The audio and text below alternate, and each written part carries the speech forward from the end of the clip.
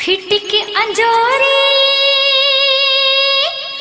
निर्मल छैहा, फिटिक अंजोरी निर्मल छैहा, फिटिक अंजोरी निर्मल छैहा, गली गली बगरावे ओ पुन्नी के चंदा मोर गाँव माँ, पुन्नी के चंदा ये दे दे दीदी वो पुन्नी के चंदा ये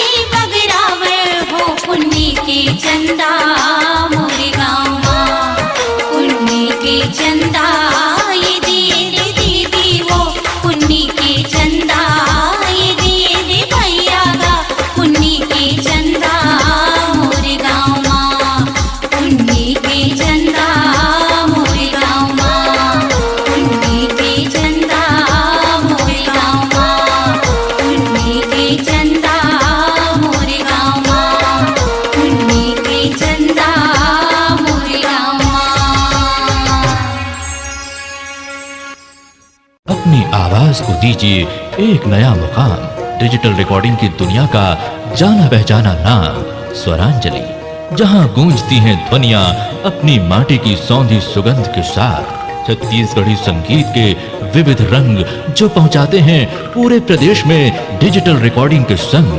स्वरांजलि स्टूडियो, नेमीचंद गली नंबर 2, गंजपारा, रायपुर।